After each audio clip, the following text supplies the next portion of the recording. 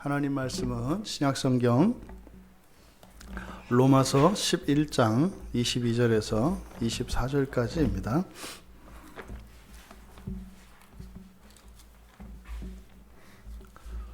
신약성경 255쪽에 있습니다.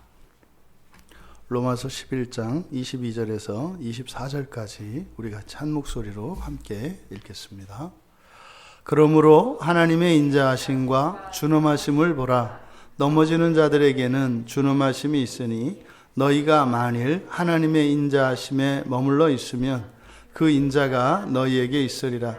그렇지 않으면 너도 찍히는 바 되리라.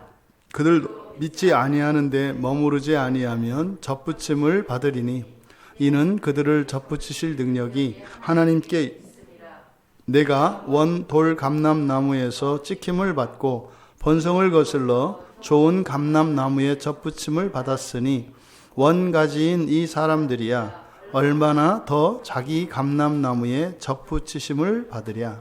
아멘. 인자하심과 준엄하심 이라는 제목으로 설교하려고 합니다. 인자하심, 준엄하심. 여기서 우리가 먼저 던질 수 있는 질문, 그냥 하나님은 인자하시고 하나님은 준엄하시지, 뭐 그렇게 받아들일 수 있습니다. 근데 여러분, 어떤 사람이 이러면 그 사람이 어떤 사람이에요? 어떤 사람이 되게 인자해요. 근데 또 어떤 때는 되게 준엄하대요. 이런 사람을 뭐라 그래요? 두 얼굴이라고 한다고요. 그럼 여러분, 하나님이 두 얼굴입니까? 또 그것도 아니라고 하시잖아요. 근데 그 두 얼굴이라니까요. 그러니까 하나님이, 자꾸 우리들이 하나님을 이렇게 신적 존재로 높여놓으니까 하나님을 잘 이해를 못해요. 성경에 계시된 하나님은요, 내가 신적 존재다, 초월적인 존재다, 이렇게 이야기하지 않습니다. 있죠. 하지만 성경으로 문자 속에 들어와 계신 하나님은 인격적이세요. 그래서 하나님이 어떨 때 인자하고 어떨 땐 준엄하시다네. 이거 두 얼굴이네. 이게 원래 그런 거예요. 왜 하나님이 이렇게 이중적일까? 보통 이것을 하나님의 사랑과 공의를 가지고 막 논쟁을 하거든요. 논쟁할 필요가 없어요. 왜 논쟁을 할까요? 하나님이라는 존재를 이렇게 딱 놓고 설명하려고 하기 때문이에요. 이렇게 정물처럼 마치 그림으로 정물화 그릴 때는 보는 위치에 따라서 달라지지만 그 위치에서 사람들이 똑같이 그리면 똑같은 그림이 나오잖아요. 실력의 차이는 있지만. 근데 하나님은 그런 정물이 아니에요. 하나님은 인격적이셔서 감정이 있으시고요. 또 상대적이라고요. 상대가 어떻게 하냐에 따라서 하나님도 태도가 달라져요. 여러분이 만약에 여러분 주변에 항상 일관된 모습을 가지고 있어요. 어떤 사람이. 그래서 가식이거나 아니면 그 사람은요. 다른 사람을 사랑하지도 않고 미워하지도 않고 아무런 관계를 맺고 있지 않은 사람이에요. 전혀 낯선 타인과 같이 생각하면요. 자기 혼자만 그냥 일관되게 살아갈 수가 있어요. 막 요란 떨고 있어도 잠잠하고, 또 누가 막 미워하니 막 욕을 해도 잠잠하고, 또 누가 막 사랑한다고 해도 잠잠해. 그럼 뭐예요? 천상천하의 유아독전이에요. 나밖에 없어요. 근데요, 사람들이 이런 사람을 좋다고 해요. 인격적이라고 해요. 속지 마세요. 여러분 주변에 항상 점잖은 것 같고 이렇게 화도 안 내고 그게 사람입니까? 누가 속 썩이면 화나는 거고, 누가 잘해주면 기뻐하는 거고 웃는 거고, 또 누군가가 어떤 아픈 슬픈 일이 있으면 같이 마음 아파하고 이러는 거지, 어떻게 하냐면 그거는 이제 대자 대비하신 부처 아니에요. 그거는 절간에 가서 찾으시고, 하나님은 절대 그런 모습이 아니에요. 그러니까 하나님의 표정은요, 다양합니다. 그래서 무서운 모습도 있고요, 인자한 모습도 있고요, 어린아이와 같이 천진난만한 모습도 있고요, 정말 인생이 훅 익어지신 그런 지혜로운 노인과 같은 그런 모습도 있고요. 그래서 변화무쌍한 거예요, 하나님은. 그거를 변덕이라고 하지 않습니다. 뭐라 그래요? 그걸 인격적이다 이렇게 얘기하는 거예요. 그래서 하나님이 인자하시고 준엄하시다라고 할 때 이렇게 고민하지 마세요. 왜요? 하나님은 인격적인 분이에요. 그러니까 여러분들도 마찬가지잖아요. 여러분도 하나님 앞에서 어떻게 항상 똑같아요? 다 그거 가식이라니까요. 여러분 잘 되게 해야 좋지. 여러분 인생이 막 비비 꼬이고 이러는데 좋아요? 뭐 그럴 때도 말했죠. 그 말이 되나? 또 반대로 맨날 하나님 앞에 오면 슬퍼. 그럴 수가 있나? 그런 일 없어요. 모든 사람에게는 한날에 기쁨과 슬픔을 함께 주세요. 항상 그렇습니다. 항상. 순도 100% 슬픔, 순도 100% 기쁨 이런 거 없어요. 착각하면 안 되죠. 우리가 마음이 가려지기 때문에 그렇습니다. 그래서 설교에 앞서서 하나님의 인격에 대해서 여러분들이 먼저 늘 이해하고 계셔야 돼요. 그래서 하나님의 인격성을 배제해버리면 이 세상에 없는 저 멀리 계신 하나님이 돼요. 그래서요, 감시자가 된다고요. 하나님이라고 하는 절대 존재가 나를 감찰하고 있는 것처럼 보여요.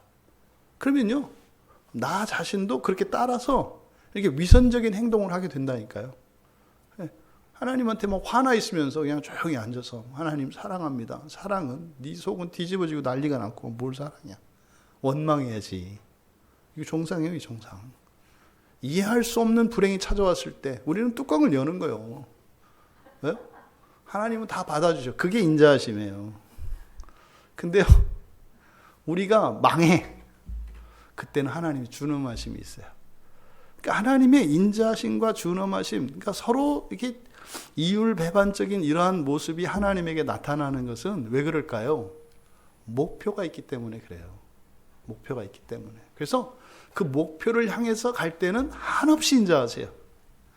근데 목표를 벗어날 때는 추상과 같이 준엄하세요. 근데 이 목표라는 게 뭡니까? 우리를 위한 목표예요.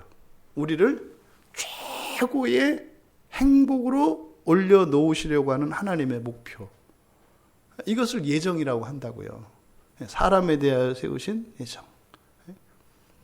오늘 우리 경남의 친구가 왔는데 우리 선진이가 이름이 또 선진 아닙니까?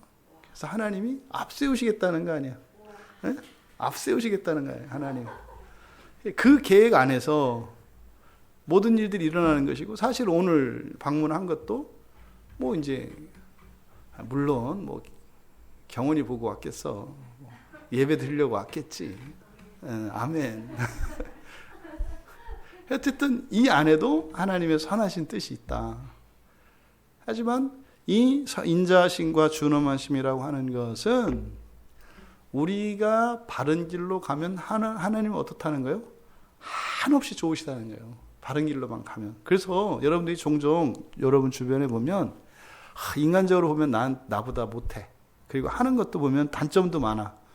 근데 하나님께서 인자하게 대해주는 사람이 있어요. 근데 어떤 사람은요, 뭐 반듯해. 뭐 이렇게 버릴 게 없어. 근데 보면 준엄하게 대하시는 사람이 있어요. 그것은 사람을 차별해서가 아니에요. 무엇 때문이라고요? 방향성 때문에 그래요. 방향성 때문에. 그래서 하나님의 그 세워놓으신 목표, 목적을 향해서 가면 하나님의 인자하심은 그지 없습니다. 끝이 없습니다. 무한합니다. 근데 거기서 조금이라도 벗어나려고 하거나 뒤처지려고 하면 하나님의 준엄하심이 경험이 됩니다. 이건 우리가 부인할 수가 없어요. 여러분 각자 인생을 돌아봐도 이건 부인할 수가 없어요. 그래서 여러분들의 인생에는 하나님의 인자하심만으로 가득 채워지기를 원하지만 본질상 우리는 진노의 자식들이라 가끔은 하나님의 그 인격성을 발휘하실 수 있도록 진노하시도록 또 우리가 죄를 짓기도 하죠. 그랬을 때 하나님의 준엄하심이 있을 때 그조차도 하나님의 인자하심 안에 있는 것임을 기억하시고 하나님을 오해하거나 하나님께 감정 상하지 마시고 오히려 우리의 생각과 삶을 바꿔 하나님의 인자하심 속으로 바로 회복하실 수 있는 복된 여러분들 다 되시기 바랍니다. 22절에서 24절의 내용을 이제 우리가 한번 살펴보겠는데 22절에 그러므로 하나님의 인자하심과 준엄하심을 보라. 그래서 좀 이게 그냥 직설법으로 이렇게 되어 있어서 강조가 안 되어 있습니다만 여기에 이제 보라라고 하는 말이 성경에서는 굉장히 강조하는 말이에요. 그래서 자, 전부 조용히 하고 자, 집중. 여기 이제 보라입니다. 보라. 그래서 주변에 이런 분위기를 환기시키고 독자들로 하여금 모든 생각과 모든 판단을 중지시키고 여기에 몰입할 것을 요구할 때 보라라는 말을 써요. 그래서 그러므로 보라 이렇게 돼요. 보라. 보라. 뭘 보라? 하나님의 인자하심과 준엄하심을 이렇게 되는 겁니다. 그러니까 하나님의 인자하심과 준엄하심 이것이 지금 바울 사도께서 독자들로 하여금 집중시키고자 하는 거죠. 이게 하나님의 성품이라고요. 근데 하나님의 성품이 바로 여기서 이렇게 이율배반적인 것처럼 나타나는 인자하심과 준엄하심이 하나님의 인격으로 인자하심과 준엄하심을 하나님의 인격으로 지금 소개하고 있는 바울의 의도가 있다 이 말이에요. 이게 굉장히 특별한 의도가 있는 거죠. 그러면 여기서 그러므로라고 하는 말은 앞에 이제 20절과 21절에서 나온 내용입니다. 그게 뭐겠습니까? 돌감람나무의 그 가지들을 접붙이셨잖아요. 그래서요, 원가지들은 또 잘려나갔잖아요. 원래 참감람나무에 있던 가지는 꺾여서 잘려나가고 또 돌감람나무, 생뚱맞은 돌감나무는 또 여기서 와서 붙고 이게 뭐예요? 돌감람나무의 가지가 잘려졌던 가지가 참감람나무에 접붙여지시는 것은 하나님의 인자하심. 근데 원래 있던 원 가지가 잘려서 버려지는 것은 준엄하심이죠. 이거는 유대인이냐 이방인의 문제가 아니라는 거예요. 하나님에게는 이 인자하심과 준엄하심이 있다. 왜 그렇다? 하나의 목표가 있기 때문에. 그 하나의 목표를 향해서 가면 한없이 인자하세요. 이걸 여러분들이 잘 터득하셔야 돼요. 그 방향성만 맞으면요, 한없이 인자하세요. 그러니까 우리들이 생각했을 때는, 그래서 사람을 놓고 비교할 때, 이 사람의 이것과 저 사람의 저것을 비교할 때 이 사람이 더 나은데 이렇게 비교합니다. 근데 하나님은 그렇게 비교하지 않으세요. 방향성을 본다고요. 방향성. 이거를 이제 여러 가지 말로 설명할 수 있죠. 하나님을 누가 더 사랑하느냐. 근데 이건 좀 추상적이고 애매해요. 사랑한다고 하니까. 이거 구체적으로 뭐예요? 누가 바른 목표를 바라보고 가느냐. 이게 뭐예요? 굉장히 중요한 거예요, 여러분. 부활의 소망, 재림의 신앙, 하나님 자녀 되는 거, 신인이 되는 거, 초월적 존재가 되는 거, 이게 제일 중요해요. 이게 궁극적인 목적이니까 여러분이 그거를 향해서 가면요, 한없는 하나님의 인자하심을 경험하시게 될 겁니다. 만약에 그것을 버리면요, 준엄하심을 경험하게 될 것입니다. 이게 그러므로예요. 그러므로, 그러니까 이것은 앞에 있는 내용을 요약한 거죠, 지금. 하나님의 인자하심과 준엄하심이라는 것이. 그렇잖아요. 옛날에 그 우리나라 그 대표적인 그 대형교회, 이제 지금은 이제 소천하셔 하는 나라 가셨는데, 그 어떤 목사님이 그랬어요. 그래서 저희 이제 신학교 다닐 때 신대원에 오셔가지고 막 이렇게 막 목사님이 그러셨어요.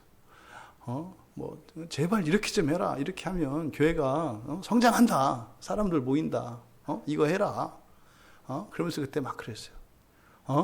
우리 교회 앞에 어떤 중 하나가 와가지고 나한테 이거 배워가가지고 그 절도 지금 잘 됐다. 그러니까 이거 하면 된다. 이렇게 가르치셨어요. 실제로 그 절이 이제 저기 양재에 가면은 뭐 한 10만 명 신도를 거느린 그런 또 절간이 됐어요.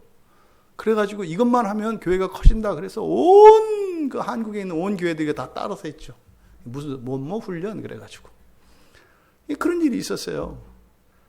그러니까 여러분, 정말로 우리가 하나님을 추구하면서 살아갈 때요, 이 세상에서 되고 안 되고 이게 의미 없는 건 아니지만 그걸 보면 안 돼요. 그걸 보면 안 돼요. 어디를 향해서 가고 있는 걸 봐야 돼요. 근데요, 그 결과 어떻게 됩니까? 끔찍한 일들이 일어나잖아요. 왜요? 준엄하심이 나타나요. 교회 안에 뭐 찢어지고 죽이고 살리고 소송하고 이렇게 되잖아요. 왜요? 그 목표가 다르면 그렇다 이 말이에요. 일시적으로는 뭐 되는 것 같지만 절대 그렇게 되지 않습니다. 여러분, 하나님께 인자하심과 준엄하심이 라고 하는 이 두 개의 인격성이 항상 우리에게 있다는 걸 잊으시면 안 돼요. 그럼 여기서 인자하다라고 하는 게, 인자하다라고 이제 번역이 됐는데 이게 좀 애매한 말이에요. 인자하다라고 하는 말이. 이게 크레시토테스라는 말이거든요. 크레시토테스. 이 크레시토테스라고 하는 말은 하나님의 선을 친절하게 이루어 주시는 거예요. 친절하게. 그래서 원래 이 크레시토테스는 크레스토스라고 하는 말의 파생어거든요. 이 크레스토스는 뭐냐면 유익한, 쓸모있는 이런 말이에요. 유익한, 쓸모있는. 그러니까 여기서 인자하심이라고 하는 가장 중요한 개념은 뭐냐면 하나님 어떻게 해요? 우리에게 유익하다는 뜻이에요. 유익하다. 유익하다. 근데 방법도 유익해. 결과도 유익한데 방법도 유익해. 그러니까 이게 이제 뭐 이런 거죠. 이제 선생님으로 치자면 야단도 안 쳐. 야단도 안 치고 아주 차분차분히 그 학생에 따라서 잘 가르쳐주고 혼도 안 내고 무조건 칭찬해주고 잘했다 그러고 틀려도 잘했다 그러고 이렇게 해서 학생들 어떻게 해요? 아주 공부 잘하는 학생으로 만들어내. 이게 지금 말하는 인자함이에요. 인자함. 여기서 말하는 인자함은. 그러니까 과정과 결과가 다 좋은 거예요. 이게 인자함이라고 번역한 거예요.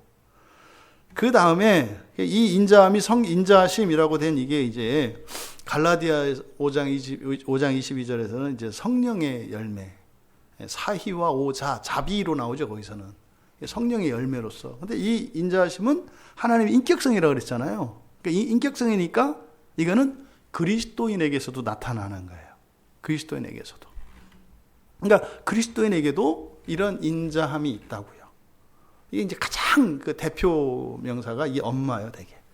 이 세상의 이 인자의 대표 명사는 엄마죠, 엄마. 자녀들을 향해서 묵묵히 참아주고 끝까지 해주고, 물론 이제 엄마도 엄마 나름이에요. 근데 이제 일반적으로 이렇게 이제 모성애, 푸근한 모성애.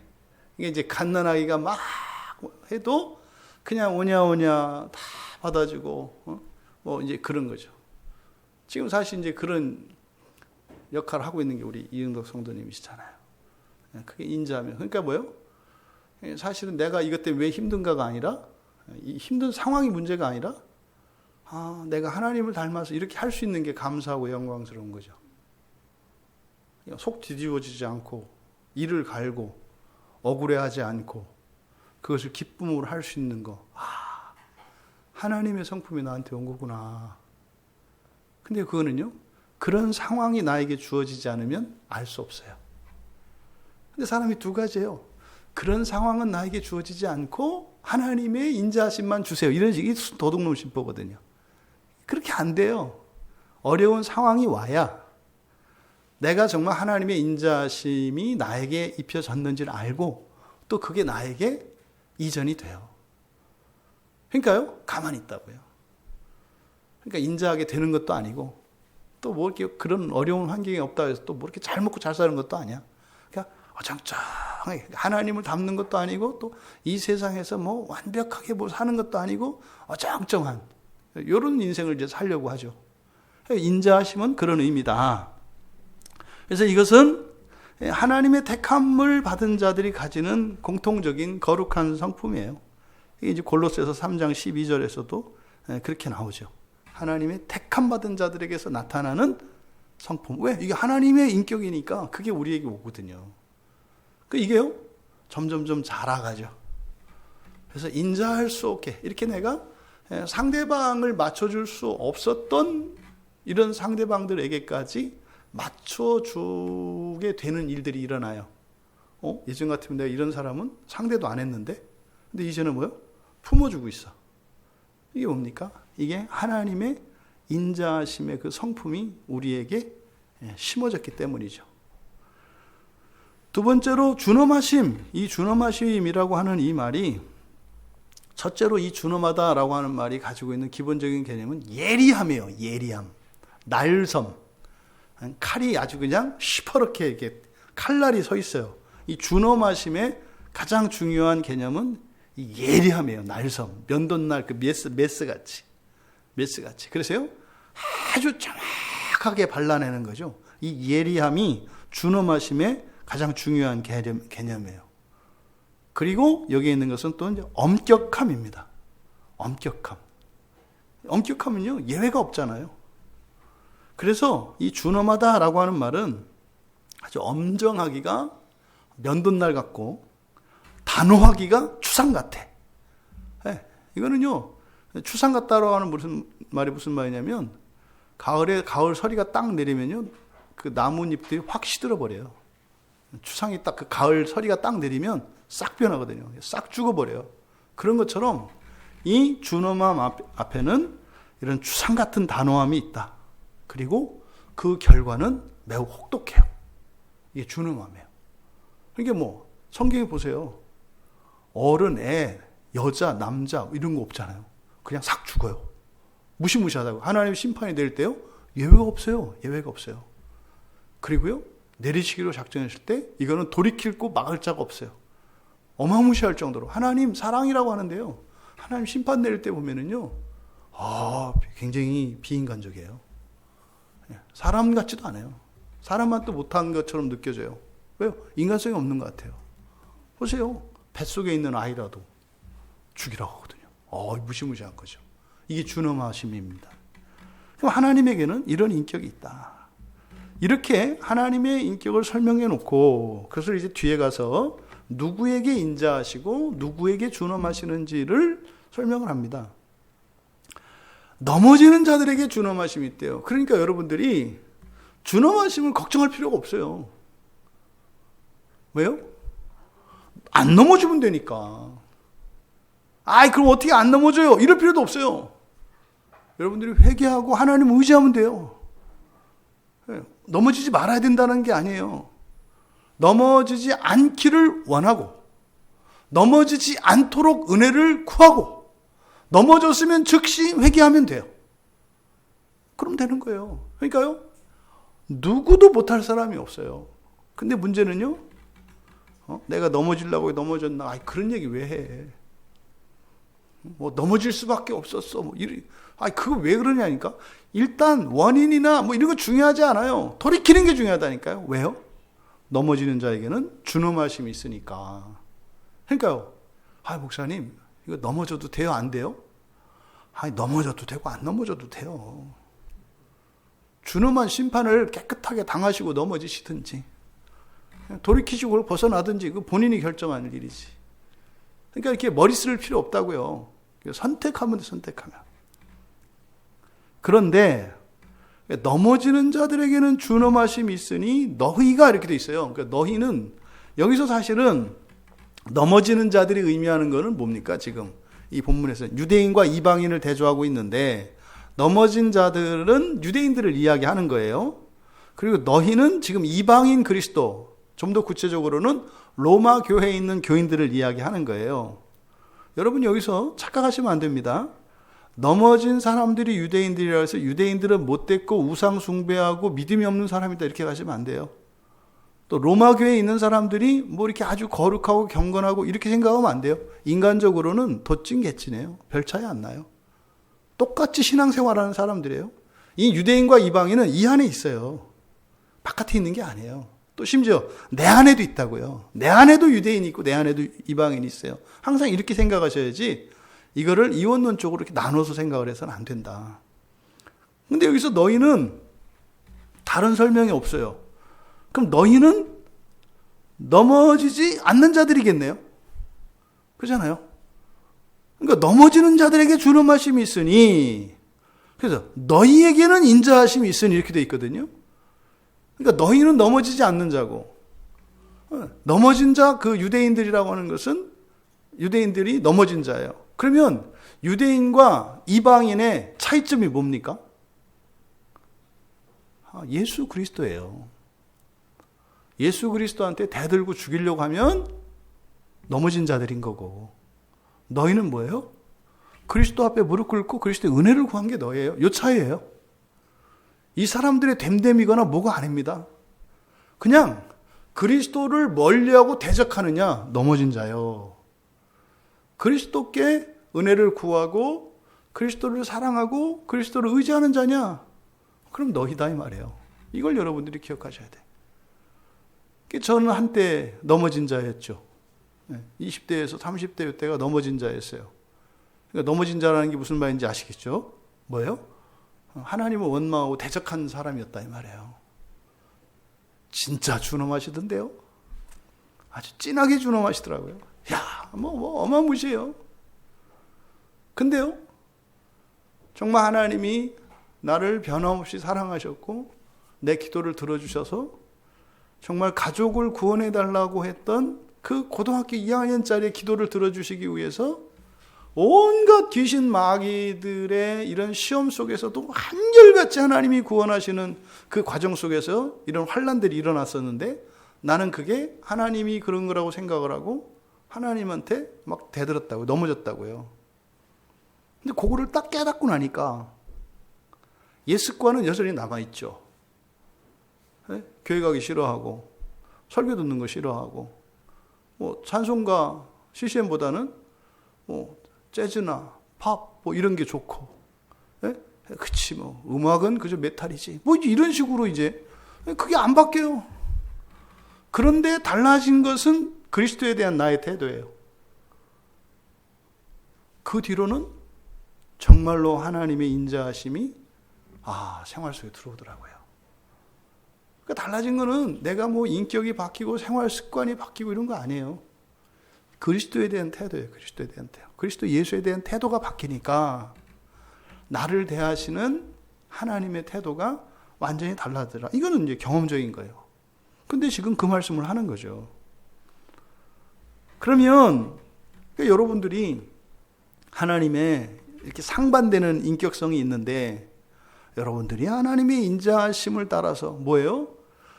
과정이나 결과도 좋게 하시는 그 하나님과 살고 싶으시면 그리스도를 의지하고 살면 되고, 좀 이렇게 좀 리얼하게 아주 생생하게 스펙타클한 인생을 좀 살고 싶으면 하나님한테 대들고 예수님 욕하고 이렇게 사시면 돼요.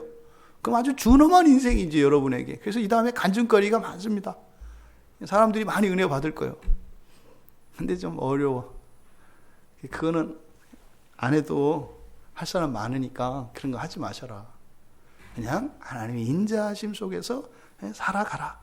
그런데 이게 경고가 또 이 안에 있어요.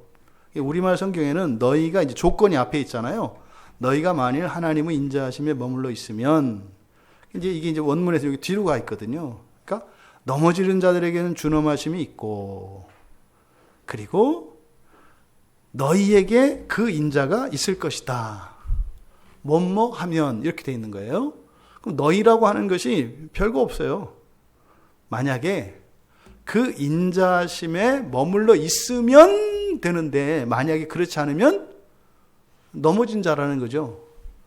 거기서 벗어나면 너희들도 금세 넘어지는 자가 돼. 이런 거죠. 그러면 여기서 지금 인자하심에 머물러 있으면 그랬으니까 우리는 이게 중요하잖아요. 인자하심에 머물러 있으면 하나님이 인자하시게 대하니까 우리는 이게 중요해요. 근데 여기서 인자하심 안에 머물러 있다는 게 뭐예요, 이게? 인자하심. 그러니까 옆으로 가만히 읽어보세요. 인자하심에 머물러 있으면 인자가 너희에게 있으리라. 맞죠? 아니, 인자하심에 머물러 있으면 인자하게, 그 얘기를 지금 반복하는 것처럼 보이잖아요. 이게 지금 여기에 우리말 성경에 인자하심 안에라고 번역된 요게 너무 지나친 의역이기 때문에 그래요. 요게 이제 안에라고 번역이 되어 있는데 그대로 직역하면 하나님의 인자하심에게예요. 에게. 역격을 지금 안에라고 번역을 해놨어요. 왜 이렇게 착각을 했냐면 문법 얘기하면 더 헷갈리니까 그냥 에게인데 안에라고 했다. 깔끔하시죠? 번역이 잘못된 거다 이 말이에요. 인자하심에가 아니라 하나님의 인자하심에게다. 에게. 그 다음에 여기에 머물러 있다 이렇게 돼 있지 않습니까? 그래서 머물러 있다라고 하는 이 말이 에피메노라는 말이거든요. 근데 원래 어디에 있다, 거주하다 이게 메노예요. 메노. 머물다, 거주하다, 살다 이렇게 이제 메노라는 말인데 그 앞에 에피라는 말을 붙었어요. 에피는 요 표면에 붙어 있는 겁니다. 이렇게. 그러니까 파리가 이렇게 벽에 붙어 있잖아요. 에피라고 해요, 에피. 예. on the wall 이렇게 벽에 붙어 있다 그러잖아요. 그러니까 그냥 여기서 머문다라고 하는 이 말이 머물러 있다 이 말이 어떤 장소에 있는 것을 의미하는 게 아니에요. 계속한다는 의미예요. 계속. 계속성을 강조하는 말이에요. 계속성을 강조하는 말이 여기서 머물다라는 말이에요. 그러니까 그 자리에 있는 거. 그래서 하나님의 인자심에게 붙어 있으면 이렇게 되는 거예요. 하나님의 인자심에게 붙어 있으면. 안에가 아니에요. 안에가 아니라 이렇게 붙어 있기만 하면. 이렇게 안에 들어가려면 파고 들어가야 되잖아요. 그러니까 이렇게 붙어 있기만 하면, 이게 뭐예요? 여러분들이 교회 나오는 거. 이게 붙어 있기만 하는 거예요, 이게. 근데 와서 막 정말로 은혜 받고, 설교 열심히 듣고, 기도하고, 마음을 싣고, 안으로 들어가는 거잖아요. 근데 그걸 얘기하는 게 아니라 붙어 있으면요, 붙어 있으면. 그래서 그냥 뭐 중간만 가면 뭐 이런 의미죠. 뭐 중간도 아니야, 사실은. 그냥 걸치기만 하면. 이게 지금 여기서, 인자하심에 머물러 있으면 이라는 말이 그런 뜻이에요. 그러니까 하나님의 인자함에게 붙어 있으면 이런 뜻이에요. 붙어 있으면. 그러면 인자함에 붙어 있다. 이게 무슨 말이겠어요? 그러니까 주님 주변에서 얼쩡얼쩡 하는 거예요. 별거 아니에요. 이게 뭐 엄청나게 하라는 게 아니라 어려운 일이 생겼어요, 여러분들이. 그럼 어떻게 하면 돼요? 교회 와서 기도하는 거예요, 그냥. 별거 아니에요. 물론 와서 교회 할 수 있는 건 아니에요. 뭐 기도가 그렇게 되는 게 아니거든. 근데 어쨌든 시도하는 거, 이렇게 시도하는 거. 아니면 여러분 집에서라도 이렇게 기도하는 거. 요게 하나님의 인자하심에 붙어 있는 거예요, 이게. 그러니까 시도라도 하는 거예요. 시도라는 건 기준이 없어요. 각자의 수준에 맞춰서, 각자의 신앙의 형편에 따라서 그냥 하기만 하면요, 하기만 하면. 그러니까 이건 사실은요, 누구나 다 할 수 있는 거예요. 예수를 믿는 사람이라면 그 사람의 수준에서 할 수 있는 정도를 말하는 거예요. 뭐 얼마큼 해야 된다, 몇 시간 해야 된다, 이게 아니에요. 여러분들이 잘 생각해 보면 아세요. 그걸 안 하거든요. 그걸 안 해요. 힘든 일이 생겼는데요, 구하지 않아요. 그러면 구하지 않으면 어떻게 되는 거예요? 이게 넘어진 거라니까요. 여기서 넘어졌다는 것은 뭐 엄청 뭐 불신앙하라 이런 게 아니에요. 않는 거예요. 대수롭지 않게 여기잖아요. 어떤 일이 생겼어. 대수롭지 않게 해요. 아니, 그냥 뭐 대충 해보지. 왜? 뭐 피해 정도가 작아. 이게 넘어진 거라고요. 여러분, 이거를 굉장히 심각하게 생각하세요. 지금 여기서는 그걸 굉장히 심각하게 얘기하는 거예요. 아니, 그까짓 거 뭐 알아서 하면 되지 않나? 아니, 그까짓 거 좀 견디면 되지 않나? 근데 뭐 있어요? 그러면 넘어지면 무엇이 온다? 준엄하심이. 준엄하심을 보게 될 거예요. 그러니까 이거 이렇게 할 때도 막 두근두근 하는 사람도 있다니까요. 두근두근 하는 이유가 뭐예요? 넘어지기로 작정을 한 거지. 넘어지기로 작정을 해놨기 때문에 두근두근 하는 거예요. 왜? 난 넘어질 거거든. 그러니까 두근두근 하네요. 그러니까 두근두근 하지 말고 그냥 깔끔하게 그냥 넘어져라. 그리고 확 깔려 죽어라. 그러면 살려주세요 소리 나온다니까요. 근데 이것도 아니고 저것도 아니고 툭툭해서 가랑비에 옷 젖는다고 흠뻑 젖었는데 맨날 가랑비 맞아. 그러지 말고 그냥 흠뻑 맞고 벼락 한 대 맞고 딱 일어서. 그게 루터 아니에요. 벼락 한 번 딱 때리는 거 그거 보고 깨갱하고 딱 돌이킨 게 루터 아닙니까? 신부했던 사람이. 그 잘못하면 불에 태워 죽을 수 있을 텐데. 만약에 그날 벼락이 안 때렸더라면 루터는 계속 그렇게 살았을 거예요. 여러분, 여기서 지금 인자하심에 머물러 있으면 이라고 하는 이 말은 그냥 인자하심에 붙어 있어라. 별거 아니다. 어려운 일이 생기거든. 즉시 주님을 불러라. 사소하다고 넘기지 마라. 사소한 일에서부터 멀어지기 시작하는 거예요. 여러분, 붙어 있다가 멀어졌을 때 처음부터 100m 떨어져요? 아니요. 0.0000000001mm. 아주 광학 현미경으로나 봐야 그 분간할 수 있을 정도의 이런 거. 여러분, 이번 주 월, 화, 수 사셨잖아요. 3일 동안에 우리의 마음의 움직임 속에요, 이게 들썩들썩 하는 일이 일어나요. 하나님으로부터 멀어지려고 하는, 멀어진다는 게 적극적으로 악을 행하거나 이런 게 아니에요. 의지하지 않는 거라고, 의지하지 않는 거. 하나님께 기대하지 않고, 하나님 의지하지 않고, 하나님을 바라지 않는 거. 요거라니까요. 표시 안 나요. 그것들이 표시 나겠어요? 표시 안 나죠. 이거는 아주 미세한 부분이에요, 미세한 부분. 지금 바울 사도께서 이렇게 말씀하는 의도를 우리가 알 수 있지 않겠어요? 유대인들이 넘어진 게 어느 날 갑자기 확 넘어진 게 아니라는 거예요. 작은 것에서부터 가랑비에 옷 젖듯이 눈에 보이지도 않는 미세한 균열로부터 지금은요, 그랜드 캐년과 같은 어마어마한 대협곡이 생긴다는 것을 잊으시면 안 돼요. 그때 준엄함이 부어지면요, 준엄함이 임하면 오해해요. 그게 하나님의 또 다른 측면의 인자하심이라고 하는 것을 이해 못해요. 근데 그때는 그런 방식으로밖에 안 되거든요. 그래서요, 틈이 없어야 돼요. 틈이 벌어지지 않도록 해야 된다. 그래서 여러분 하루 24시간 지내실 때마다 일상에서 일어나는 일을 늘 그리스도께 연결을 시키십시오. 그러면 여러분의 인생 안에 준엄하심이 들어올 자리가 없어요. 그냥 속도 없고 배알도 없는 하나님처럼 느껴질 수도 있어요. 어이구, 하나님 내가 왜 이렇게 하는데도 나를 이렇게 그냥 친절하게 대해 주신대?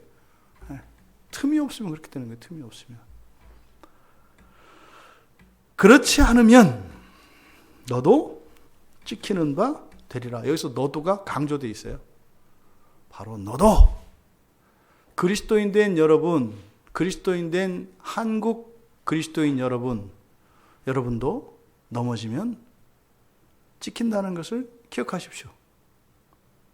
이게 지금 교회 이게 문제예요. 안 찍힌대요.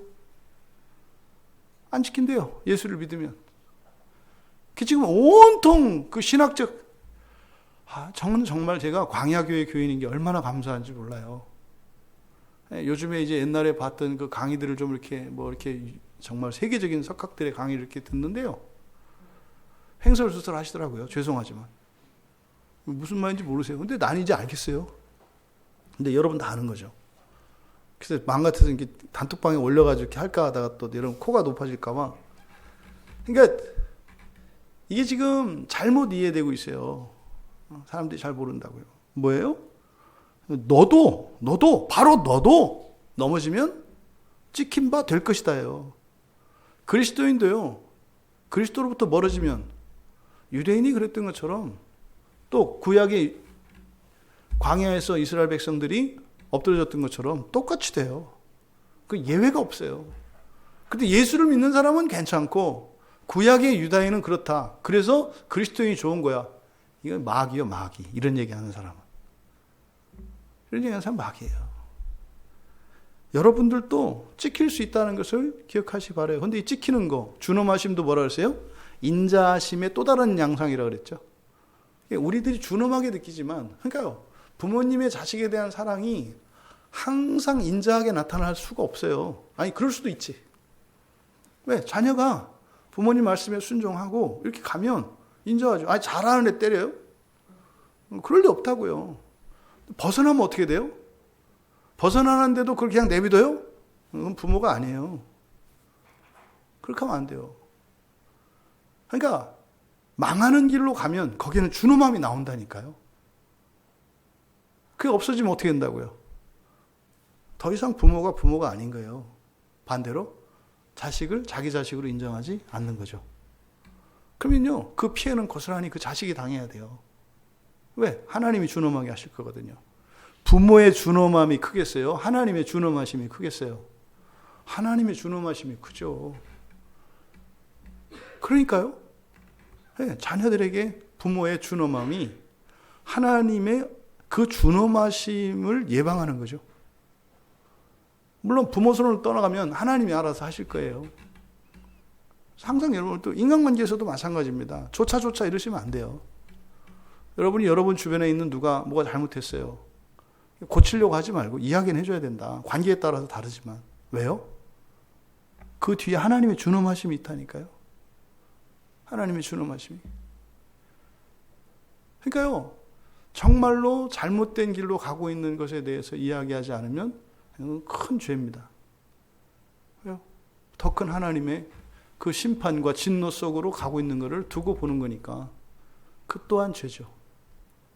말할 수 있어야 돼요. 여러분들이 기억하셔야 합니다. 그래서 여기서 지금 찍히는 바 되리라, 이제 찍힌다, 잘려진다 이러잖아요. 이 말이 이제 성경에서는 예수님이 심판할 때 사용하시는 말이에요. 찍힌 바 된다라고 하는 게. 지금 유대인들이 창감람 나무에 이제 비유되어 있잖아요. 그래서 끊겨서 나갔잖아요.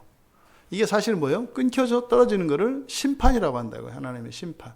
이게 예수님께서 찍히는 바 되리라. 22절의 끝에 그렇지 않으면 너도 찍히는 바 되리라. 여기서 찍힌다라고 하는 게 심판입니다. 심판.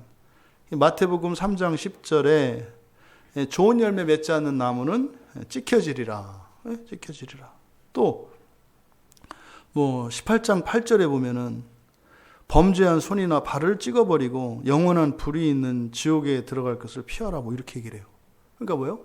두 눈을 가지고, 두 손을 가지고, 두 발을 가지고 지옥불에, 영원한 불에 던져지느니 범죄한 그 손을 찍어버리고 하나님 나라에 가는 게 낫다. 이렇게 얘기를 하잖아요. 그래서 여기서 이 찍어버린다라고 하는 게 심판의 의미라고요.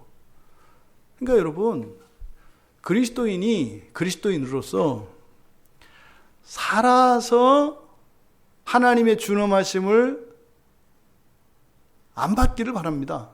그런 일이 없기를 바라요. 근데 그럴 수는 없거든요. 그러니까 하나님의 준엄하심 아래 있어야 되는 이것이 살아서 다 끝내기를 바랍니다. 왜요? 살아서 안 끝내면요? 지옥이에요. 지옥가에서 무한한 하나님의 준엄하심을 볼 겁니다. 그러니까 여러분 주변에 문제가 많아. 신앙도 잘못됐고 인격적으로도 잘못됐고, 근데요 잘 먹고 잘 살아. 부러워하지 마세요. 오히려 그것을 여러분 슬퍼하시고 애통해 하셔야 돼요. 그러니까 망해라가 아니라 그 사람은요 이 세상에서 회개해야 될 것이 하나도 안 되고 있는 거잖아요. 그러면요 그럼 확실하게 지옥 가야 돼요. 왜요? 하나님의 성품은, 하나님은 무한한 분이시기 때문에, 완전한 분이시기 때문에, 영원한 분이시기 때문에 반드시 해결하시거든요. 그래서 살아서 해결하지 않은 사람들이 마지막에 가서 하나님께서 강권적으로 역사해서 이런 모든 죄와 허물을 없애시고 존재론적으로 거룩하게 만드시는 곳이 지옥이에요. 당금질하는 곳이 지옥이에요. 최종적인 당금질이 지옥이고, 인생이 당금질의 기간이죠. 인생이. 근데요, 이 당금질 자체가 그냥 끊임없이 당금질하는 것이 아니라 어떻게 해요? 인자하심과 준엄하심으로 하신다는 거죠. 그러니까요, 이게 준엄한 하나님의 진노 아래, 심판 아래 있기를 하나님 기뻐하지 않으세요. 그것을 벗어날 수 있도록 주셨던 게 구약의 제사법이고, 그리고 이제는 완전히 없애도록 오신 것이 예수 그리스도다 이 말이에요. 그러니까 여러분들이 이것을 잊지 마시고 주변에서 예수 믿었다 그래서 헬렐레 하고 믿지 마세요. 굉장히 나쁜 겁니다. 그러니까 본인들도 하루하루의 삶을 살아가며 자신의 일상생활을 되돌아보지 않고 자기 내면을 점검하지 않고 살아. 굉장히 무서운 겁니다. 거기에는 반드시 하나님의 준엄하심이 옵니다. 어떤 식으로든지 옵니다. 그 준엄하심 아래 있어야 한다면 사는 동안 있기를 바랍니다. 죽어서는 없기를 바라요. 살아서 있기를 바라요. 차라리 살아서 비참하게 생고생을 하며 살지라도 살아서 그것이 끝내지기를 바랍니다. 이게 끝내지지 않으면요, 죽어서 무한대의 주원함하심, 지옥으로 정결케 하는 일이 반드시 일어난다 이 말이에요. 그럼 지금 여기서 어떻게 그러면 그잖아요. 인자하심에 붙어 있어야 된다 그랬잖아요. 어떻게 하면 인자하심에 붙어 있을 수 있는가? 어떻게 인자하심에 붙어 있을 수 있는가? 뭐라 그랬어요? 일상생활의 크고 작은 것들을 늘 주님과 연결시키는 거예요. 주님과. 로마서 2장 4절에서 이렇게 합니다. 내가 하나님의 인자하심이, 똑같은 단어예요. 하나님의 인자하심이 너를 인도하여 회개하게 하심을 알지 못하여. 그러니까 뭐라 그랬어요? 사실은 이 인자하심이나 또 그러니까 인자하심이 회개하는 거라 그랬잖아요. 그러니까 회개하지 않는 거. 이게 인자하심에서 떠나는 거죠. 그럼 인자하심에 붙어 있다는 것은 뭐예요? 회개예요, 회개. 회개하는 것은 뭡니까? 아, 나 이게 잘못됐구나. 이게 고쳐야 되겠다. 하나님, 예수님 도와주세요. 이거예요. 이 회개는 영적인 것뿐만 아닙니다. 심리적인 거, 육체적인 거, 일상적인 거, 종교적인 거 모든 거 답니다. 그래서요, 그리스도인은요, 어디에 있든지 항상 나아져요. 그래서 그리스도인들을 회사에서 뽑으면 그 회사는 잘한 거예요. 왜요? 지금 그 사람이 어떠할지는 몰라도 더 좋아질 거거든요. 이게 그리스도인이에요. 이게 인자하심에 붙어 있는 거예요. 그러니까 교회 생활도 더 잘하게 될 겁니다. 왜요? 그 인자하심에 말미암아 우리는 깨닫게 되거든요. 왜? 주의 준엄하심과 인자하심 속에서 죄를 깨닫게 하는 게 있어요. 그래서 계속 나아진다고요. 그러니까 우리가 인자하심에 붙어 있으면, 내가 인자하심에 붙어 있으면 인자함을 받을 거라고 그랬잖아요. 그게 뭐예요? 회개라고요, 회개 생활. 그런데 주의할 것은 여러분, 이거 쉽지 않아요. 로마서 3장 12절에 보면은 다 치우쳐 함께 무익하게 되고 선을 행하는 자가 없다 그래요. 이때 선이라고 번역된 단어가 요 인자함이에요, 이게. 그러니까 여기서 선을 행하는 자가 없다. 이게 무슨 말이냐면 인자함에 붙어 있지 않다 이 말이죠. 이게 뭐예요? 회개하는 자가 없다 이 말이에요. 여러분 인생에요, 어려움이 없어요. 회개하기 어려운 거 아시죠? 요 얘기를 하는 거예요. 그래서요, 여러분들이 설교를 들어야 되고 예배에 참석해야 되고 기도를 해야 되는 가장 중요한 목적 중에 하나가 여러분 인생에 아무런 문제가 없어. 만사 형통을 해. 이런 상태에서 여러분이 회개할 수 있는 길은 없어요. 뭐요? 하나님 말씀 앞에 설 때라야 이게 죄구나 이걸 깨닫고 회개하게 된다고요. 그럼 여러분들이 정말로 이 경건의 실천과 이런 예배와 기도와 찬송과 성경을 읽고 설교 듣고 하는 일들이 여러분에게 생활의 습관이 됐어요. 그럼 여러분 당할 재간이 없어요.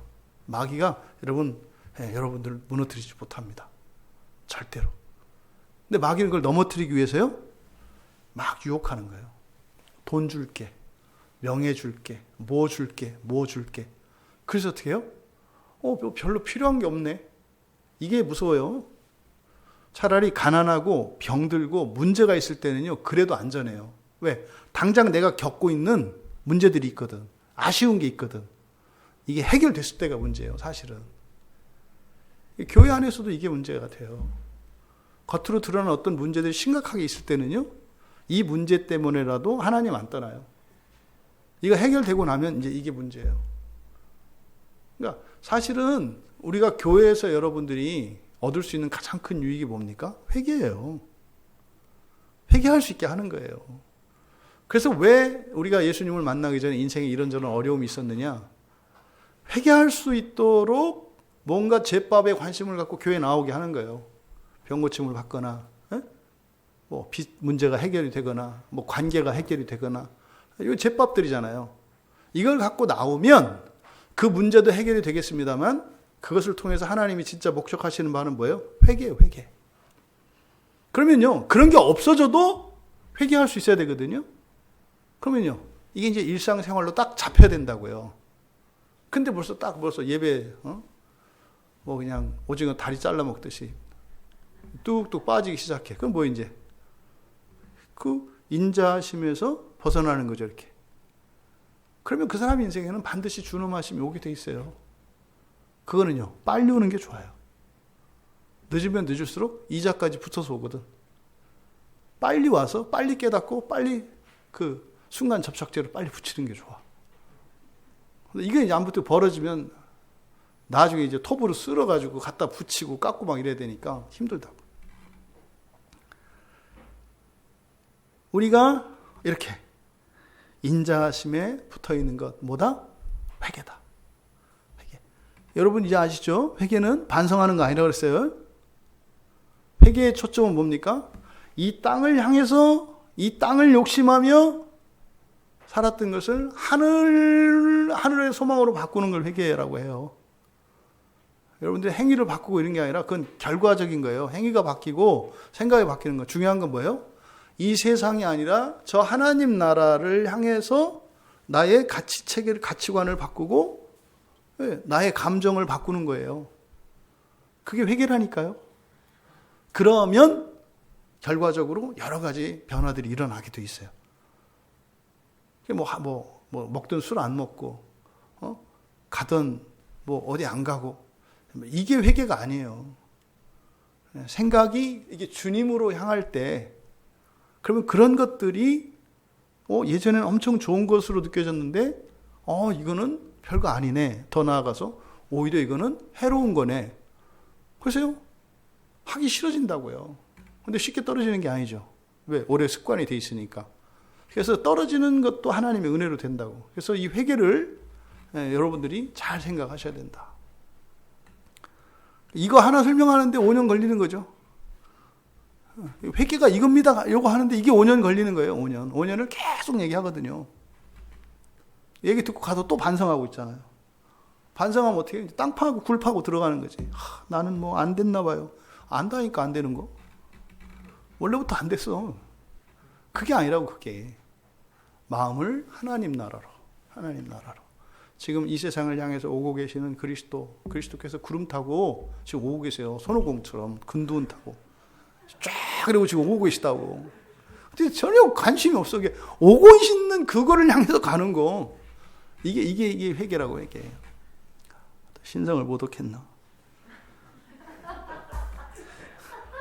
예수님을 이렇게 있는 걸로 생각할까 봐요. 아니에요. 예수님 이렇게 거룩하게 오세요. 23절로 가면 그들도 믿지 아니하는데 머무르지 아니하면 접붙임을 받으리니 이는 그들을 접붙이실 능력이 하나님께 있습니다. 어렵지 않은 내용이에요. 23절, 24절 같은 내용입니다. 그러니까 너희들도 그랬다면, 그러니까 이방인인 너희들도 하나님이 구원하셔서 접붙여 주셨다면 원래 가지였던 원나무에서 잘려나갔던 그 유대인들이야 접붙이는 거 일도 아니지 않겠느냐. 당연하잖아요. 그 얘기 하는 거예요. 그 얘기를 이제 강조하는데 여기 특별한 의미가 이제 담겨 있어요. 그럼 여기서 사실은 중요한 게 여러분 성경에다가 믿지 아니하는데 여기다 동글뱅이 해놓으세요. 이게 가장 중요해요. 23절에. 그들도 믿지 아니하는데 머무르지 아니하면 너희에게는 인자하심이 있는 이유가 뭐예요? 인자하심에 붙어 있는 거죠. 하나님의 인자하심에 붙어 있는 것이 하나님의 인자가 있게 하는 이유라고 그랬잖아요. 그런데 지금 23절에서 그들이 이렇게 하나님의 준엄하심 아래 있는 거, 22절에서는 넘어졌다고 얘기를 했는데 23절에서는 뭐라고 얘기했어요? 믿지 않는 거라고 얘기를 했어요. 믿지 아니하는데 라고. 근데 이 믿지 아니하는데 이거는 번역을 이렇게 하면 안 돼요. 이거는 그 불신앙 이렇게 해야 돼요. 그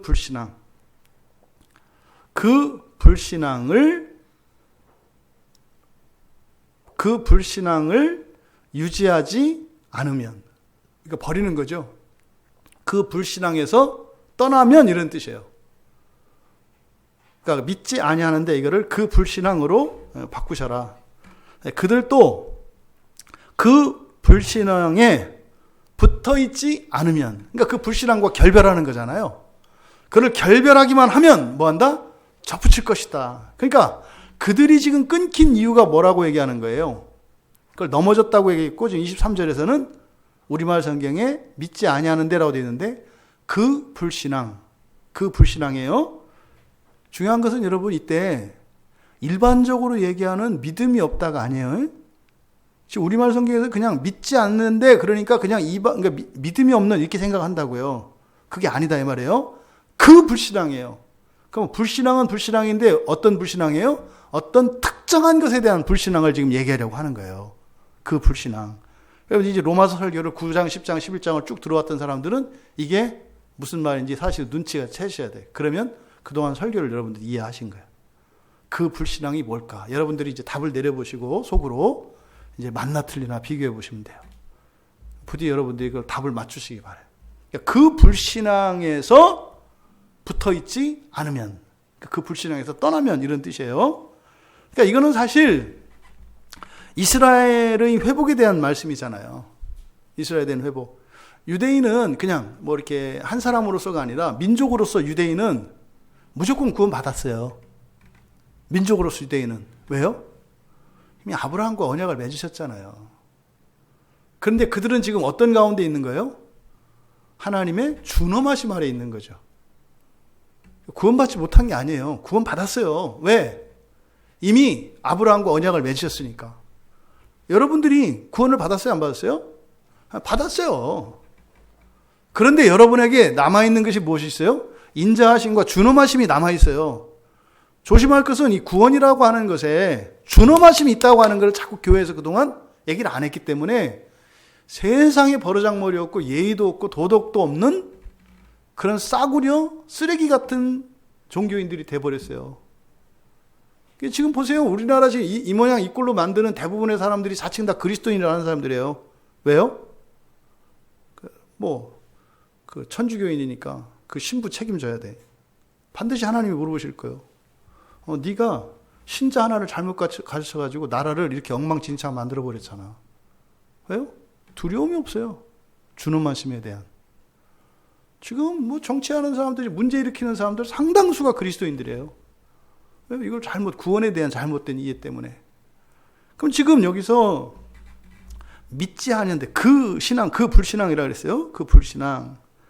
그러니까 반드시 유대인들도 구원 받아요. 아브라함하고 언약을 맺으셨기 때문에.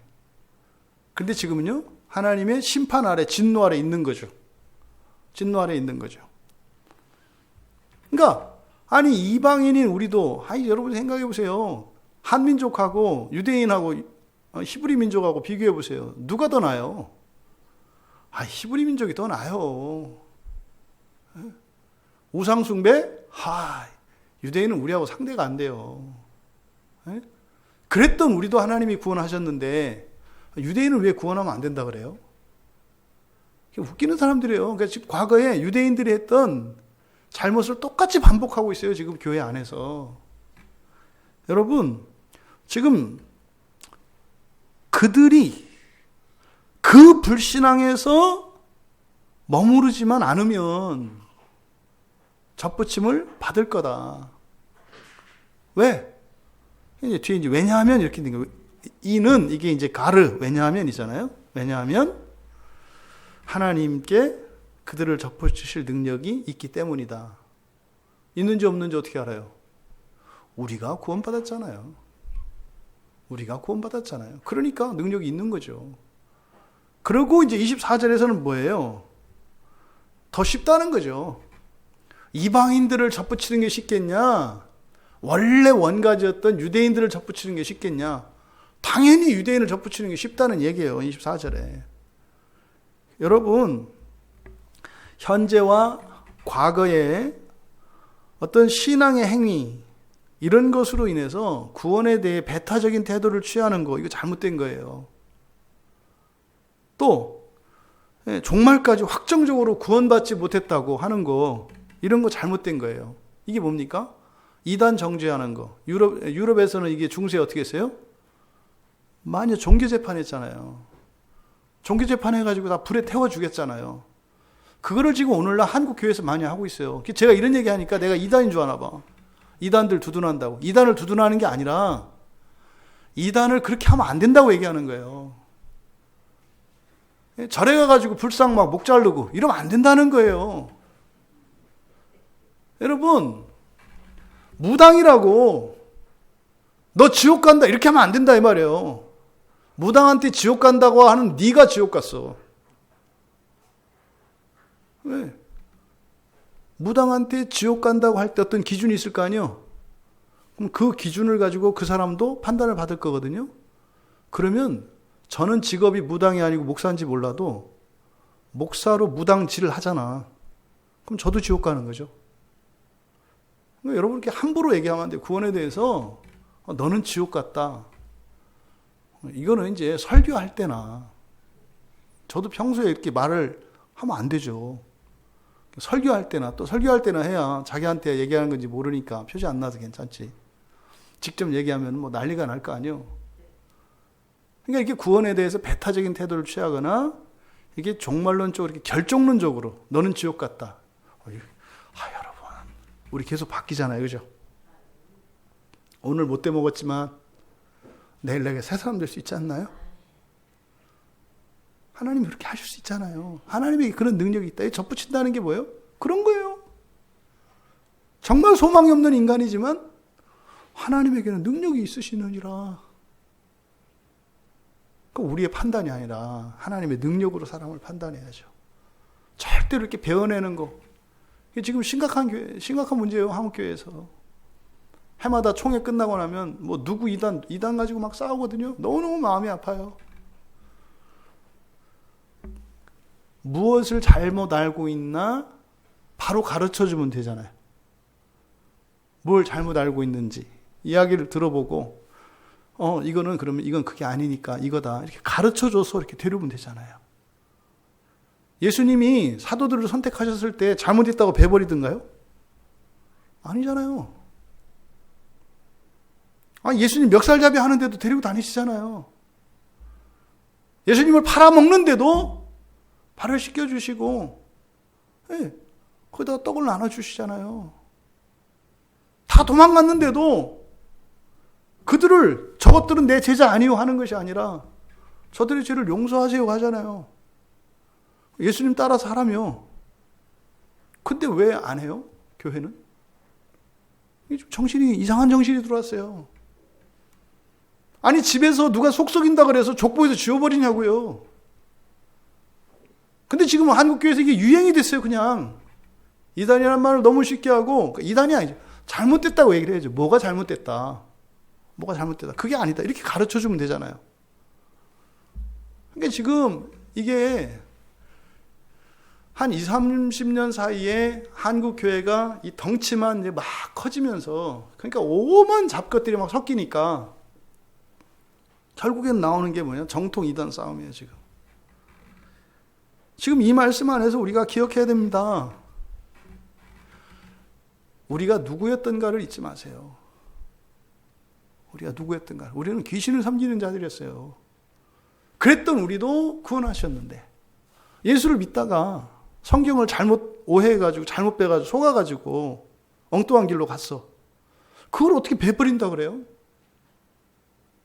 나름대로 하나님 추구한다고 하다가 잘못된 길로 간 거 아니에요. 그게 옳다는 게 아니에요. 잘못된 건 잘못된 거예요. 근데요, 그들도 구원하신다. 이걸 잊죠. 우리 광야교회 교인들은 바다와 같은 마음을 가지시고, 이게 주님의 마음이기 때문에 그래요.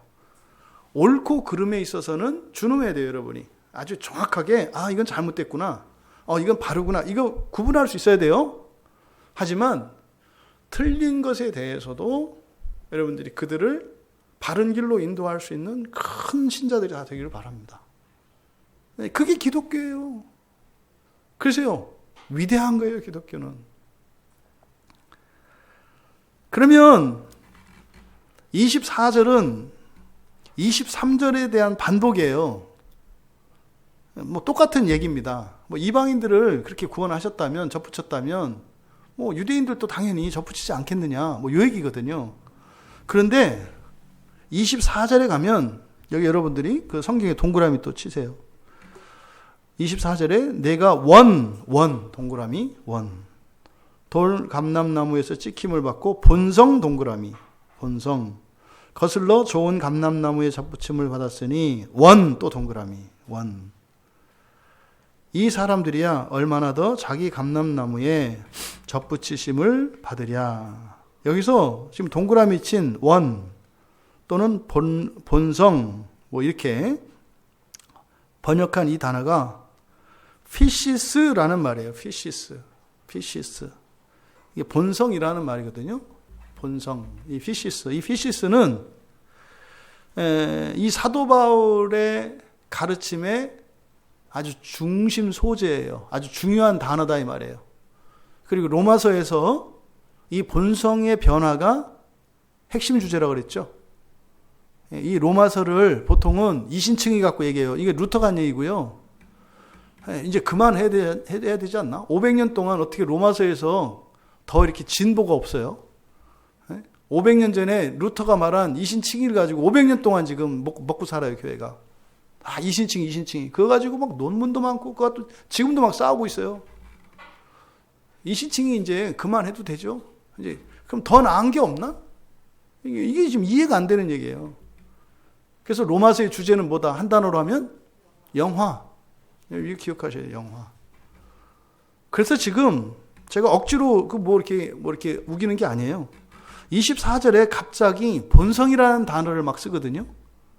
이 본성이라는 말이 바울 사도가 써요. 그리고 예수님의 동생 야고보가 쓰는데요. 이 본성이라는 말이 신약성경에서 11번 사용됩니다. 신약성경에. 그런데 로마서에 5번 쓰여요. 이 본성이라는 말이. 그러니까요, 이 본성에 대한 그 관심이 이 로마서가 얼마나 큰지를 알 수 있는 거죠.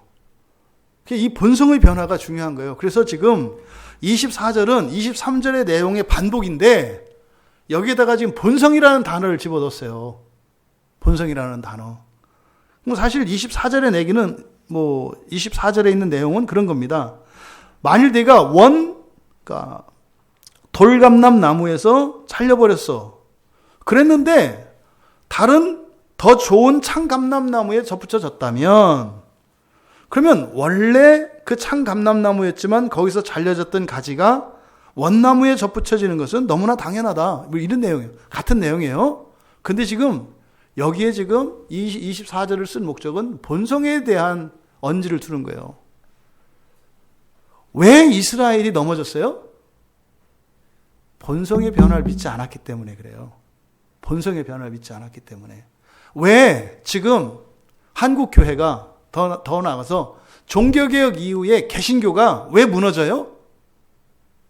본성의 변화를 믿지 않으면 무너지는 거예요. 지금 바울 사도가 말하고 하는 핵심이 이겁니다. 본성의 변화를 믿지 않으면은요, 반드시 썩게 돼 있어요. 반드시 썩게 돼 있어요. 반드시 부패하게 돼 있어요. 그게 1차적으로 구약의 유대인들이에요. 2차적으로 중세 1500년의 중세 교회예요. 3차적으로 개신교예요. 본성의 변화를 믿지 않으면요, 썩게 돼 있어요. 무조건 썩게 돼 있어요. 요 얘기를 지금 바울 사도께서 하려고 24절에 본성에 대한 이야기를 넣어놓은 거예요. 그러면 이게 무엇과 관계되느냐? 23절에 그 불신앙, 믿지 아니하는데 이걸 그 불신앙을 했잖아요.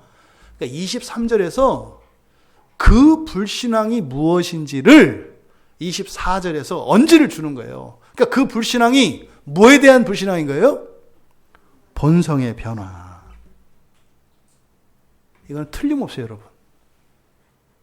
그래서 앞에 그 정관사를 붙였어요. 그 불신앙이라고, 그 불신앙. 그냥 예수 안 믿는 이게 아니에요. 그래서 사실은 오늘 설교에서 가장 핵심이 23절에 그 믿지 아니하는데 라고 되어 있는 그 불신앙이에요. 그 불신앙. 그러면 이스라엘이 넘어졌던 이유, 그 불신앙이라고 그랬죠. 그러면 그 불신앙이 뭐냐?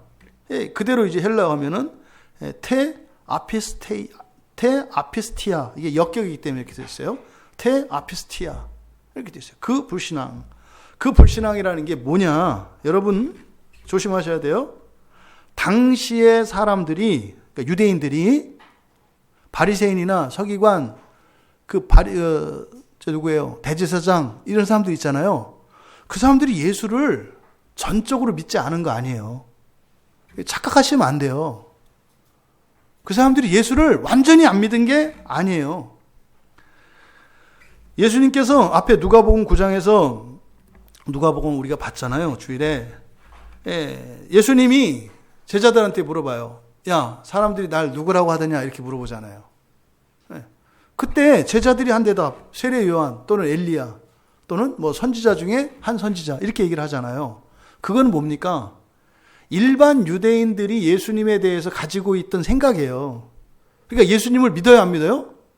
믿어요. 근데 어떤 사람은 세례 요한이라고 믿고 엘리야라고 믿고 그냥 선지자라고 믿는 거예요. 또 어떤 사람은 위대한 선생이라고, 위대한 랍비라고도 믿어요. 그러니까 믿어요. 믿지 않는다고 생각하면 안 돼요. 그러니까 오늘날 교회에 있는 사람들이 자꾸 착각해. 자기가 제사장이고 바리새인처럼 살고 있는데 자기는 그리스도인이니까 바리새인이 아니라고 생각해. 여러분, 바리새인, 사두개인, 서기관, 이렇게 대제사장 이런 사람들은 누구냐면 그 신앙을, 그 불신앙을 가지고 있는 사람들이에요. 그 불신앙. 이게 제게 지금 되게 무서운 얘기일 수도 있어요. 목사인데 그 불신앙에서 떠나지 않으면 바리새인이에요. 예수님을 죽였던. 여러분도 마찬가지고. 그러면 여기서 말하는 그 불신앙이 뭐냐? 아까 이제 누가복음 9장 18절 19절 말씀에 이제 예수님께 제자들에게 이렇게 사람들에 얘기한 것도 있지만 성경에 보면 어떻게 해요? 계속 예수님 찾아오죠. 바리새인이나 계속 찾아오잖아요. 안 믿으면 찾아가요, 안 찾아가요? 안 찾아가요. 찜찜한 거예요. 항상 물어보고 시험하고 별짓 다 하잖아요. 그러니까요, 믿었어요. 그런데 그 불신앙이 있어요. 뭔가에 대한 불신앙이 있다고요. 여러분들이 만약에 그 불신앙을 지금도 가지고 있다면 여기서 말하는 진노하심 아래 있는 거예요. 준엄하심. 그리고 신약 성경에서 나오는 당시에 예수님을 십자가에 못 박아 죽이라고 했던 그들과 다르지 않아요. 이게 사실은 우리 광야교회에서 가르치는 성경의 복음의 가장 핵심 중에 핵심이에요. 이게. 그러니까 선진이가 오늘 굉장히 잘 온 거야. 하나님이 굉장히 너를 사랑하시나 봐. 경원이가 설교 녹취 파일을 보내준 들 듣겠어, 니가? 아이고, 미안. 이럴 때 왜 여러분들 박수를 안 쳐주시나요? 이렇게. 아니, 듣기도 들어야 될 거야. 상대가 상대인 만큼. 여러분, 기억하세요. 여기서 그 불신앙이라는 것을 예수를 안 믿는 거 말하지 않아요. 그러니까 그 불신앙은 오히려 교회 안에 있는 걸 말하는 거예요. 교회 바깥에 불신자들이 아니에요. 그 불신앙을. 그러니까 교회 안에 있는 거예요. 그 불신앙. 그러면 그 불신앙이 뭐냐? 여러분들이 이제 마음속으로 생각하셨겠죠? 예수가 하나님이신 것을 믿지 않는 거예요. 그 불신앙은. 예수가 하나님이신 것을 믿지 않는 것을 그 불신앙이라고 한다. 이 말이에요. 그래서 당시 유대인들은요, 예수님을 믿었어요. 또 믿고 싶었고요. 왜? 그만한 선생이 없어요. 또 그만한 선지자도 없고 그만한 능력자도 없어요. 본 적이 없어요. 예수같이. 그러니까 대제사장도 예수님을 믿고 싶어요. 사실은. 그런데 믿을 수 없게 하는 큰 걸림돌이 있어요. 이게 뭐예요? 예수님이 자꾸 자기를 하나님이래. 그것만 안 하면 다 믿어요. 근데 예수가 하나님이래. 이건 뭡니까? 구약의 율법에 의하면 신성모독이에요. 왜요? 예수와 하나님은 다른 거야. 그러니까 하나님만 빼고 뭐라고 해도 돼. 천사라고 해도 돼. 이게 뭐예요? 이게 무슬림이에요. 무슬림은 예수를 천사라고 믿잖아요. 그러니까 이때 당시에 유대인들은 최고 뛰어난 대제사장 문제 없어요. 믿는다니까요. 믿어요. 최고의 바리새인 믿는다니까요. 메시아 믿는다니까요. 근데요, 그리스도 지금 기독교의 큰 문제가 뭐예요? 예수님을 누구라고 해요? 예수님의 직분 그리스도죠. 여기서 넘어가야 돼요. 직분이 그리스도지만 예수님은 누구세요? 하나님이세요. 예수님이 하나님이시라는 게 핵심이에요. 교회 오래 다닌 사람들 중에서도 예수가 하나님이라는 말을 못 들어봤다는 분들 많아요. 하나님은 예수님의 아버지라고 생각해요. 예수님은 하나님의 아들이라고 생각하고 하나님 당신은 하나님 자체라고는 생각 안 한단 말이에요. 사람들이. 이게 지금 예수를 자꾸 그리스도라고 부르는데 삼중직이라는 게 별거 아니에요. 대제사장, 왕, 선지자를 입법, 사법, 행정, 지금 대통령이 거의 그리스도야. 사법부도 마음대로 하고 입법부도 마음대로 행정부도 마음대로 하니까 그리스도는 아니니까 고리스도 이렇게 되겠지. 자기 마음대로 다 해. 별거 아니에요 이거. 이 세상에 제왕 아니요. 황제. 황제가 모든 것을 다 거머쥔 거 아니에요. 이게 그리스도예요. 그거 별거 아니라니까요. 예수님께 회복해야 될 이름이 뭐예요? 하나님이세요. 예수님은. 여러분, 예수님은 하나님이세요. 하나님이세요. 예수님이. 이것 때문에 예수를 받아들일 수가 없던 거였어요. 그 불신앙은 예수님이 자꾸 하나님이라고 하는 거예요. 하나님이라고 하는 거. 이게 신성모독이거든요. 그들의 그 율법으로 보면. 이게 구약에 이스라엘이 넘지 못했던 선이에요. 요한복음 5장 18절에 이렇게 돼 있어요.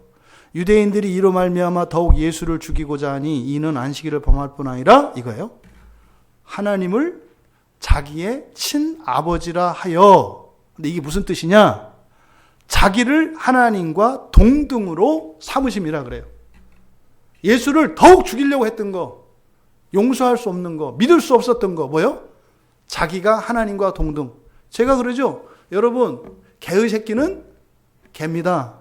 소 새끼는 소입니다. 말 새끼는 말입니다. 사람의 자식은 사람입니다. 하나님의 자식은 하나님입니다. 이게 제가 그냥 하는 말이 아니잖아요. 이게 요한복음 5장 18절의 말씀이라고요. 하나님의 아들이라고 하는 그 말의 의미가 뭐예요? 하나님과 동등이다. 하나님이다 이 말이에요. 이게 그 불신앙이에요. 예수가 하나님인 거를 믿지 않아요.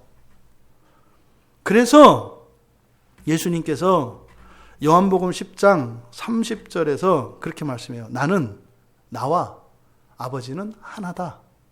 무슨 내가 하나님이다 이 말이에요. 그랬더니 어떻게 하는 줄 아세요? 10장 31절에 유대인들이 돌을 치려고 했다 그래요. 그러니까 예수님이 거기에 대해서 대답을 하세요. 야, 내가 아버지로 말미암아 여러 가지 선한 일로 너희에게 보였거늘 그 중에 어떤 일로 나를 돌로 치려 하느냐. 이게 무슨 말이에요? 귀신 쫓아내고 병 고치고 한 거예요. 또 말씀 가르친 거 회당에 들어가서 이 얘기를 하는 거예요. 내가 뭐가 잘못됐다고 너희들 날 돌로 치려고 그래? 그랬더니 그들이 유대인들이 대답하되 선한 일로 말미암아 우리가 너를 돌로 치는 것이 아니요. 무슨 말이에요? 성경 가르친 거 다 맞아. 너무나 탁월해. 귀신 쫓아내고 병 고쳐준 거 성령의 역사고 하나님의 능력인 거 맞아. 다 맞아. 그거에 대해서 우리가 뭐라고 하는 거 아니다. 그러면서 뭐라냐면 신성모독으로 임함이라. 사람이 되어 자칭 하나님이라 하기 때문에 네가 하나님이라. 이게 지금 그 불신앙이에요. 잊지 마세요. 이게요. 저는 그렇게 생각해요. 감히. 성경에 복음 중에 복음이에요. 예수님이 하나님이십니다. 그리스도 하는 사람들 예수님이 하나님이다 했을 때 못 알아듣습니다. 그렇게 해요. 예수님은 하나님이시면서 사람이지 이렇게 얘기를 해요. 이게 지금 무슨 얘기인지 몰라요. 무슨 얘기인지. 그러니까 그 불신앙은 예수가 하나님이라는 것을 믿지 않은 걸 말해요. 근데 여러분, 예수가 하나님이라고 믿지 않은 것이 그 불신앙이에요. 그럼 이게 또 뭘 의미하느냐? 요한복음 10장에 이제 34절에서 36절에 가면 예수님의 말씀을 통해서 사람이 신이라는 것을 믿지 않는 거라고 말씀을 하세요. 이건 예수님의 가르침이에요. 제가 한 게 아니에요. 요한복음 10장 34절에서 36절을 보면 그렇게 돼 있어요. 예수께서 이르시되 너희 율법에 기록된 바 내가 너희를 신이라 하였노라 하지 않았느냐. 이거 내가 한 말이 아니에요. 이건 여호와 하나님께서 하신 말씀이에요. 먼저. 이게 시편 82편 6절 말씀이라고. 그러니까 이 요한복음 10장 30절에서 36절까지는 여러분이 굉장히 중요한 본문이에요. 이거는 꼭 아셔야 돼. 요한복음 10장 30절에서 36절. 그 내용이 뭐예요? 예수님이 하나님이시라는 거. 그리고 예수를 믿는 사람들은 그리고 사람을 어떻게 한다? 하나님 자녀. 이게 신이라는 거. 이게 그 불신앙의 핵심이 바로 이 두 가지예요. 예수님이 하나님이시라는 거, 사람도 하나님의 자녀라는 거. 그게 뭐예요? 하나님이에요, 하나님. 누가복음 20장 36절에서 예수님께서 이렇게 말씀하세요. 그들은 다시 죽을 수도 없나니. 그들은 누구예요? 이제 부활의 자녀들. 예, 부활한 사람들을 말해요. 그들은 다시 죽을 수도 없나니. 이는 천사와 동등이요. 부활의 자녀로서 하나님의 자녀다. 이게 뭡니까? 천사와 동등인 신적 존재예요. 그런데요, 놀라운 것은요, 천사들은 신이 아니에요. 천사예요, 천사. 근데요, 예수를 믿어서 이제 완성되게 되면 신이라 해요. 사람에게만, 그러니까 하나님, 창조주 하나님과 예수 그리스도를 믿고 완전한 구원에 이르게 된, 부활하게 된 이제 부활한 이 신자, 이 사람을 신이라고 해요. 천사는 신이 아니라 그래요. 천사는 사역자예요. 일한 사역자는 좋게 얘기한 거예요. 일꾼이에요, 일꾼. 그러면요, 하나님 아버지 안에 내가, 내 안에 아버지가, 너희가 내 안에, 너희 안에 내가. 성부, 성자, 성령, 삼위일체 하나님이잖아요. 그 안에 부활한 신자가 들어가요. 이게 지금 놀라운 얘기입니다. 그 불신앙이 바로 이겁니다. 그 불신앙.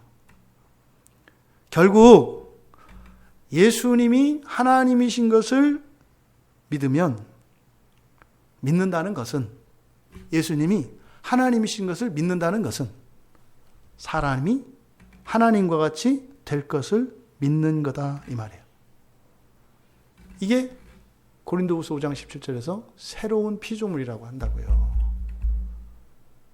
없는 피조물이에요. 새로운 피조물. 여러분, 어떻게 보면 제가 지금 큰일 날 얘기를 한 겁니다. 근데 이 인자하심과 준엄하심, 이 설교의 제목은 하나님의 인격성이라고 그랬죠? 하나님의 인격성. 그럼 보세요. 돌감람나무와 참감람나무의 비유를 하나님과 사람으로 여러분이 한번 이해해 보세요.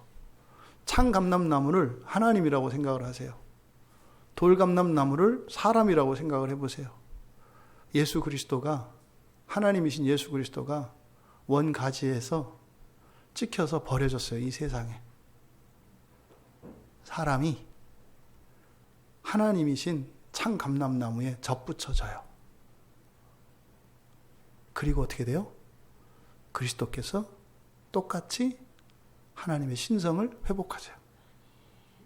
아직 예수 그리스도는 신성을 완전히 회복하지 않으셨어요. 요한계시록에 가보면은 아직 기다리세요. 부활의 날을 기다리신다고. 예수님도 부활을 기다려요. 예수님도 아직 완전한 신성을 다 가지지 않으세요. 늦추고 계세요. 언제까지? 다시 재림하시는 날까지. 그래서 여러분과 함께 그 신성에 참여하기를 원하세요.